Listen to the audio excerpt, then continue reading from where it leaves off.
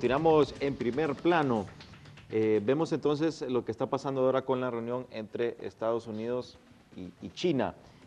Sin embargo, algunos analistas son interesantes porque dice que hay diferencias entre el sector público y el privado, mientras que la inversión de empresas chinas en otros países fue de 50.000 millones en el 2010, una cantidad que supone un incremento del 36% respecto al año anterior. La inversión extranjera directa en China, inversión extranjera directa dentro de China, alcanzó un nuevo récord y se duplicó esa cifra. Entonces vemos que hay una inversión considerablemente significativa dentro de China, aunque China es la segunda economía mundial y el primer receptor de inversión extranjera, su inversión en otros países es la quinta en el mundo. Este punto sugiere que las empresas chinas todavía no tienen la confianza o son incapaces de realizar grandes compras para crecer en el extranjero. Según los analistas, ciertas empresas internacionales se sienten inseguras ante las relaciones opacas entre el gobierno chino y algunas de las mayores empresas del país. Vemos aquí tenemos, por ejemplo, fotos, esto ya sobre el conflicto de Corea del Sur, así que esperamos que nos pongan esta foto más adelante. Eso ya son las plantas de plutonio que están reciclando en Corea del Norte. Ya vamos a abordar ese tema. Sí, aquí tenemos imagen de la reunión entre Obama y Hu Jintao. Vemos de que hay una inversión dentro de China, pero que todavía no hay una confianza en las empresas chinas en el extranjero. Esto es lo que está procurando cambiar ahora con la diplomacia china, de que estas empresas puedan crecer, pero debido a esto de pasado que se ha tenido de comunismo y de Mao Zedong y todas las presiones que han habido en la reciente historia de algunas décadas, todavía no han retomado lo que es la confianza de los consumidores, y las empresas todavía les ha costado un poco crecer, pero lo innegable es de que China dentro de poco pues ya podría convertirse en la primera economía del mundo. Inclusive ya hemos visto estos casos en el cual está compitiendo con el dólar, la moneda china, el yen. Bueno, esa fotografía de Obama con el presidente de China no debe de engañarnos a nosotros y dar la percepción de que es este gobierno republicano, este gobierno democrático o demócrata de Estados Unidos el que está abriendo esa línea de comunicación con China. Las relaciones entre China y Estados Unidos fueron fortalecidas con la política exterior de Richard Nixon. Richard Nixon y su gran asesor Henry Kissinger. Con Henry Kissinger establecieron una nueva metodología en las relaciones diplomáticas, abriendo paso a paso con grupos informales, jugadores de tenis, nadadores, atletas, que iban abriendo brecha para establecer ahí algunas ideas de cómo es que se hacen los negocios, qué buenas relaciones podría tener un país con otro. Y como uno de los fenómenos más raros de la historia mundial en la geopolítica universal, se da el caso de que mientras Richard Nixon y Henry Kissinger establecen una estrecha relación entre Estados Unidos y China, Nixon es destronado del poder de la Casa Presidencial, de la Casa Blanca, por actos de corrupción. Y este presidente, que es más recordado por sus actos de corrupción, en China encontró siempre una mano amiga, y en su momento de dolor más grande como hombre de público, destrozado en su dignidad y en su honor, recibió un abrazo fraterno del pueblo y gobierno de China, para que veas también de que han cambiado algunos conceptos del ethos del pueblo chino, de su psicología. Los chinos son grandes imitadores. Los chinos te compraban una máquina cualquiera eléctrica, una pala eléctrica, compraban una y después la pudieron reproducir en miles, en millones de palas eléctricas. Un ingeniero de Estados Unidos de apellido Cooper les construyó una represa. Ahora tienen las más grandes y bellas represas que tenemos nosotros en el planeta Tierra, aprendiendo la construcción a través de un ingeniero norteamericano. En fin, la influencia china nosotros la percibimos en los calendarios y no lo vemos. Ellos fueron inventores de los cómics, fueron inventores de las tarjetas de Navidad, de esas tarjetas de felicitación con dibujos agradables. En sus paseos que hacían los chinos por Europa, especialmente Alemania y Francia, dejaron su rastro. Usted puede ver algunos cuadros de Van Gogh que son medio asiáticos, ese gusto asiático en sus dibujos, en sus pinturas, esa influencia china. Los chinos inventaron la novela publicada en periódicos. Sí, abogado. Y vemos de que ahora, por ejemplo, en el caso de Honduras, China ya pues va a financiar lo que es ahora la represa de Patuca. Al principio recordábamos de que esta represa, que es muy importante para que se pueda generar electricidad a base de la energía hidroeléctrica, fue financiado, por lo menos estaba planificado que iba a ser financiado y hicieron los estudios de factibilidad Taiwán, pero al finalizar los estudios de factibilidad, la empresa taiwanesa que se había comprometido a realizar este proyecto, que casualmente fue también durante la época de la crisis política en el país, dijo de que debido a la crisis financiera mundial, pues ya no tenía la cantidad de dinero necesaria para poder invertir y hacer realidad ese proyecto. Y entonces, como una muestra, pues regaló los estudios de factibilidad, o feasibility, al gobierno de Honduras. Y ahora pues China continental va a hacer este proyecto. En Costa Rica está el caso también de que debido a que Costa Rica rompió relaciones diplomáticas con Taiwán y se unió a China continental, solo por ese hecho, pues con una muestra de agrado, se le construyó un estadio 4 estrellas a Costa Rica, un estadio de fútbol, porque ellos saben de que el fútbol es una diversión que le gusta a la mayoría de los costarricenses. Entonces se están viendo de que están invirtiendo y están tratando de llegar a la zona centroamericana y a la zona, bueno, en toda América ciertamente, y en Centroamérica. El mismo caso, por ejemplo, de Corea del Sur, que también tiene interés en invertir en Centroamérica. Esto es lo que vemos interesante de que se está procurando hacer este tipo de alianzas con Asia, pero ellos procuran de que sea a nivel regional. Es por ello de que SICA cobra importancia y es importante de que esté unida toda Centroamérica porque puedan realizarse este tipo de proyectos. Corea del Sur ya tuvo reuniones bilaterales con los presidentes de Centroamérica en una reunión de SICA en Panamá y pues ellos tienen gran interés en venir a invertir en algún tipo de maquila, ya sea para, por ejemplo, el ensamblaje de electrodomésticos o el ensamblaje de vehículos. Y ellos están viendo cuál sería el lugar más idóneo en Centroamérica donde pueda realizar esta inversión, pero siempre en vistas de hacer una cooperación regional. Así que el país tiene que procurar mantener fuertes los lazos entre los países centroamericanos y de alguna manera pues limar las asperezas que existen todavía con el presidente Ariel Ortega.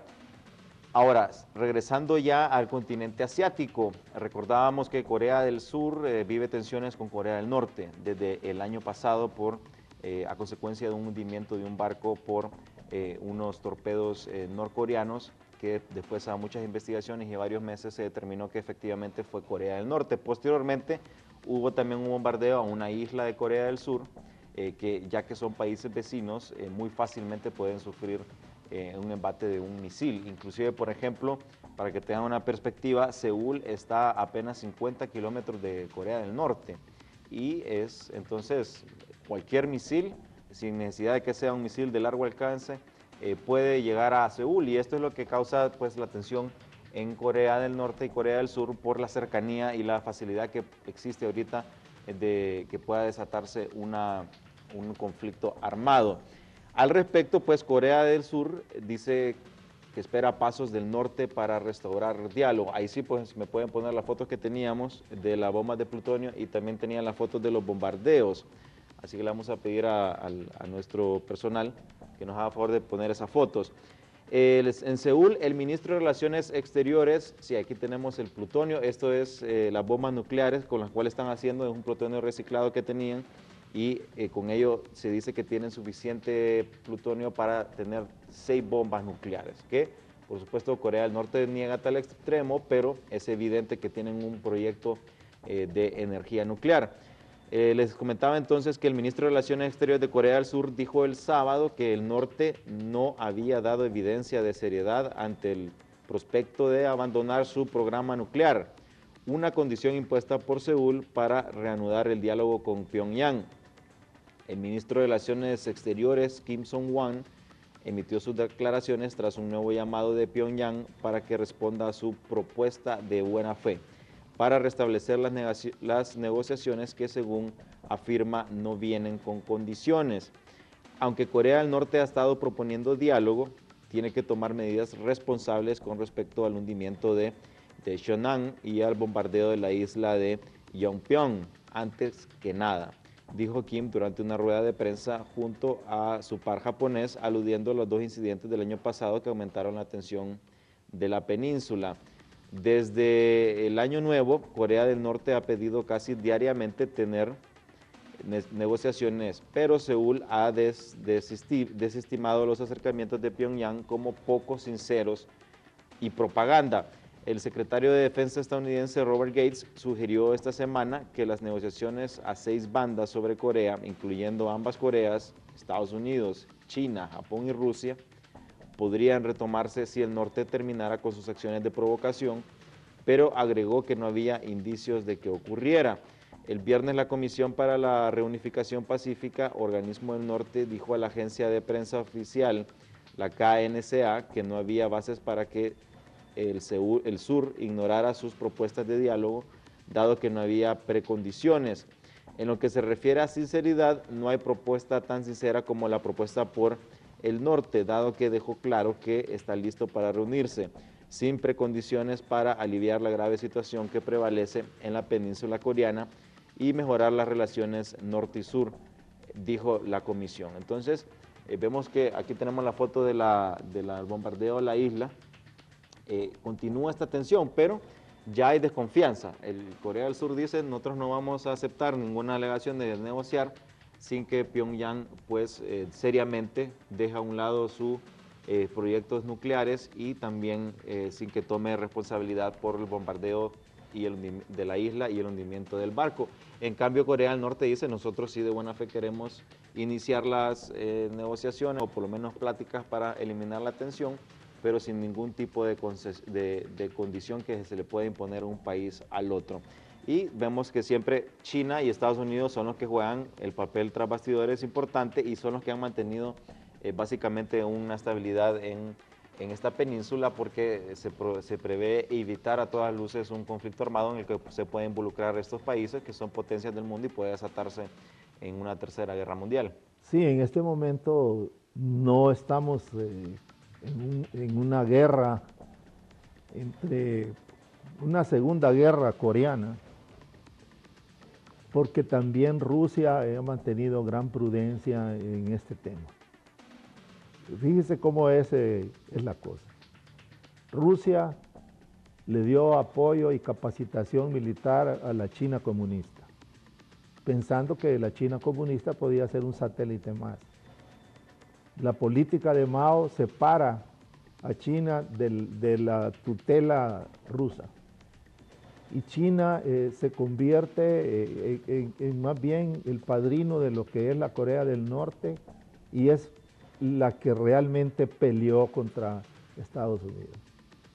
Y ahora vemos nosotros de que China tiene mejores relaciones con Estados Unidos, pero no abandona su papel de una nación comunista que no puede abandonar a otra nación que también es comunista como es Corea del Norte, pero no le da el apoyo, no lo estimula para esa confrontación con Estados Unidos, atacando directamente a la Corea del Sur y de paso a Japón.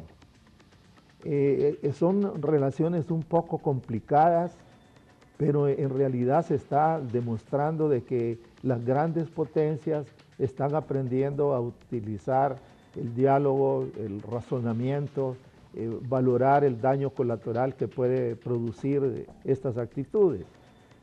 Cosa que preocupa cuando pensamos en los políticos latinoamericanos que piensan más con los sentimientos, con sus vísceras, que con el cerebro. Y se imagina usted, por ejemplo, a un Chávez y a un Daniel Ortega teniendo el poderío militar de China o el poderío atómico que tiene Rusia, ¿cómo arreglarían sus problemas?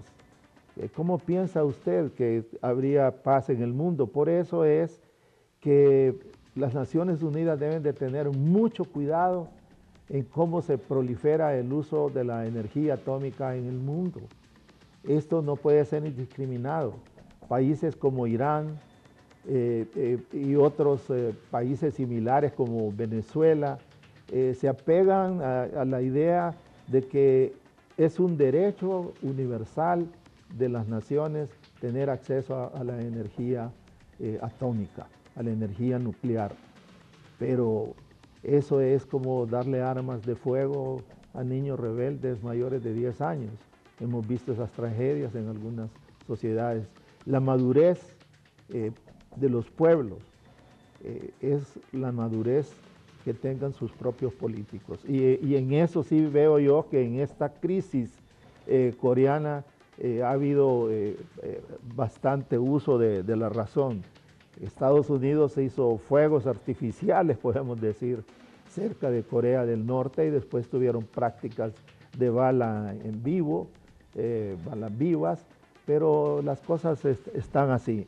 La secretaria de Estado, Hillary Clinton, ha dicho que hay que amplificar las relaciones con China.